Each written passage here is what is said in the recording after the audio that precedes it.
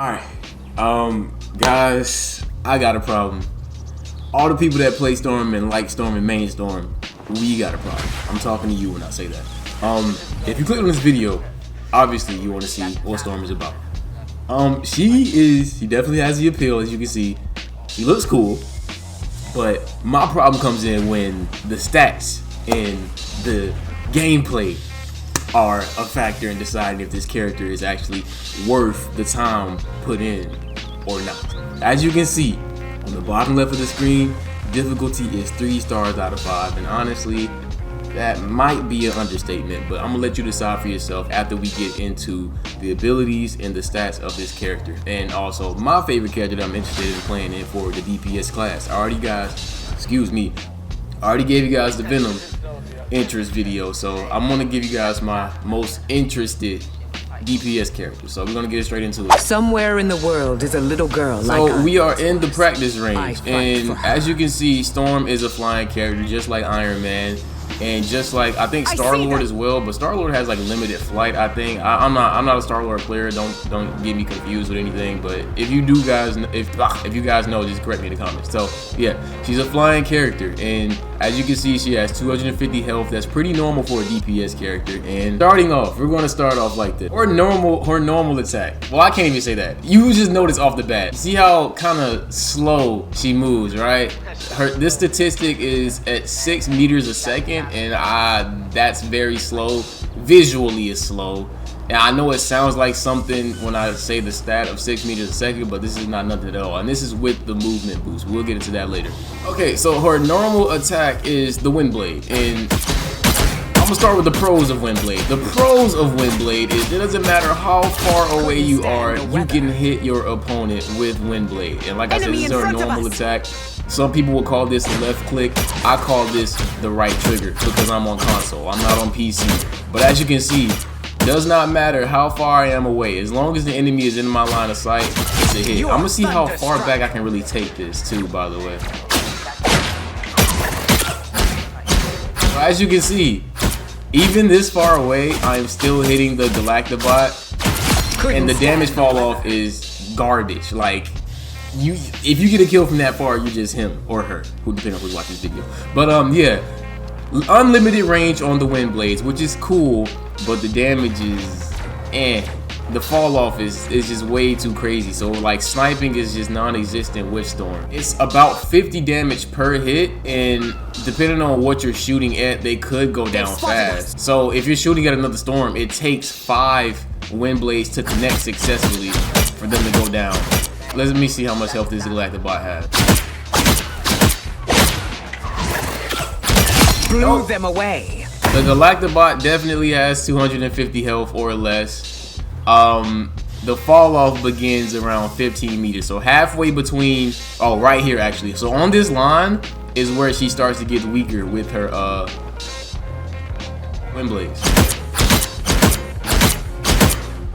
As you can see, it took 6 shots instead of 5 the last time. So yeah, it can get a little bit frustrating trying to get kills solo with this character. But now, the cons of the Windblade. As you can already tell before, it's very slow.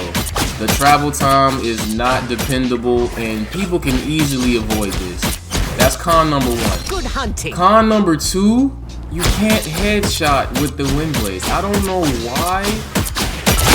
why that's a thing. I don't know why they did that for Storm. Like, she's a DPS character, but she can't headshot. It's kind of interesting. But one thing I also forgot to mention, you can shoot. It has punch through, so it doesn't stop at one enemy. If you have enemies lined up, punch through takes effect, and you can take down enemies, multiple enemies at once. Excuse me. But yeah, no headshots. That's wow, not being able to headshot is crazy. Alright, so next up is the right click ability, or the R1 or RB ability, depending on what console you're on. And this is her most dependable move. This is what people will call a hit scan. This is called the bolt rush. And what you do once you activate it, it has punch through again, and is also her most damaging, most reliable move because it has such a huge hitbox. You don't really have to aim as accurately as you would with the Windblades, and it comes out quicker than the Windblades.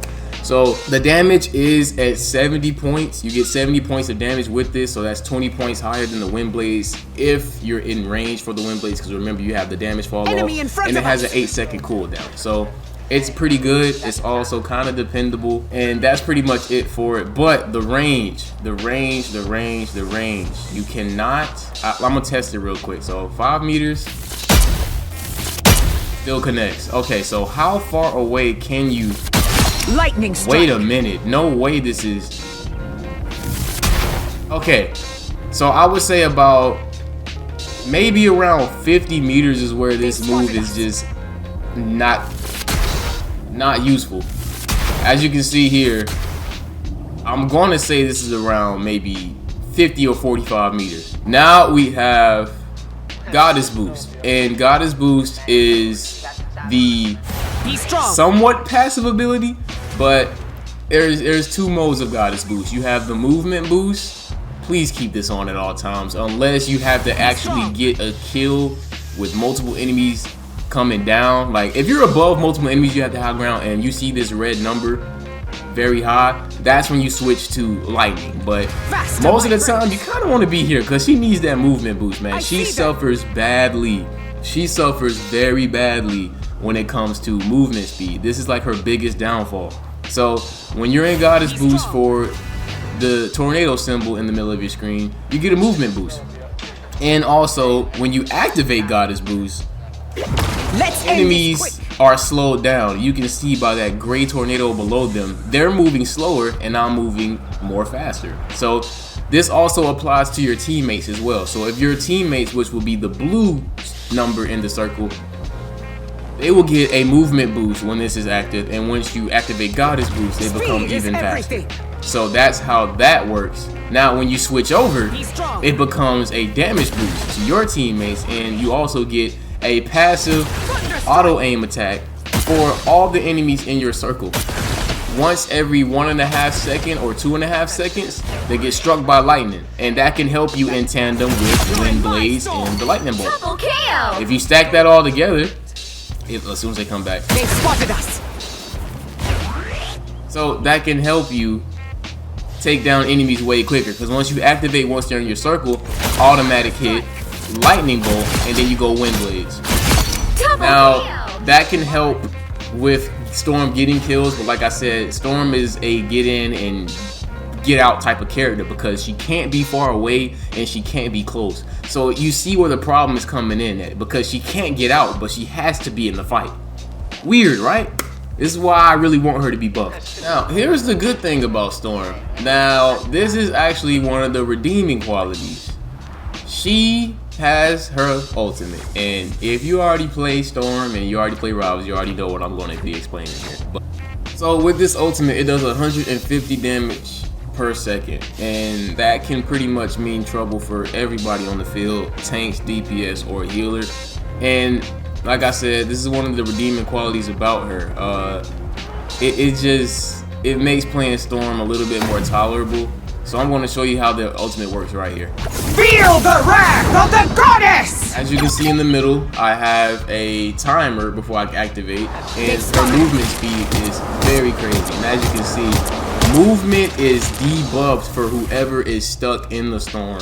And as you can see, Hulk is down 1 tap. And he's 1 tap. So yeah, if it's doing that to Hulk, you should definitely use this on other attack characters and healers. It can help out taking down tanks as well, but as you can see, it didn't really get the job done, even with from start to finish fully connecting. So like any DPS would, go for other healers or other DPS that are kind of causing problems for your team, and this ultimate will definitely help out with that. Now, one thing I can say that is a problem with this ultimate, the activation period is very bad. I'm going to stand in front of enemy fire here, and if I'm very low, you'll get to see what I mean by the activation period is not good.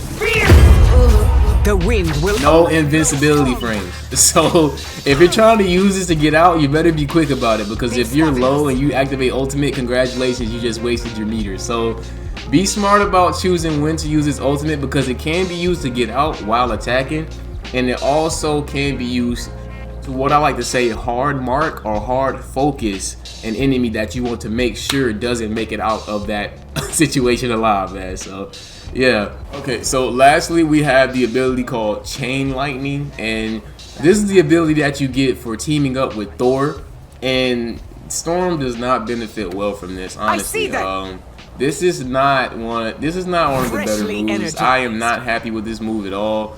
For Storm to be Storm and for Thor to be Thor, this Chain Lightning ability is weaker than the Wind Blaze, I'm assuming. Let me see. Heavenly Fury. It's just the same as the Wind Blaze, and that's very underwhelming for a team up ability. I can't lie. And I think the cooldown for it is about 20 seconds. So why the heck do I have the same damage as the Bolt and the cooldown is 8 seconds? Actually, no. Heavenly Fury.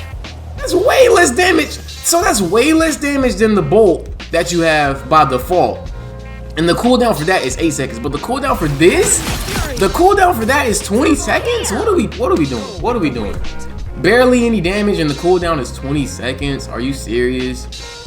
I mean, yeah, it's quicker than the Wind Blaze, because like I said, anything faster than the Wind Blaze will take. But come on, man. Are you see the issue? You see the issue here now, right? Like, Storm is just, I don't know.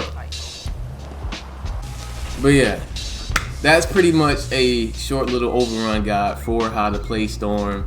And I'm going to have some competitive gameplay coming with her soon. I'm going to be thugging it out. Like, as you can see, as frustrating as Storm is to be patient with, it's still possible to win with her. And like I said, man, it's all about the love for the characters. That's how I always play my games. I just love playing cool characters. But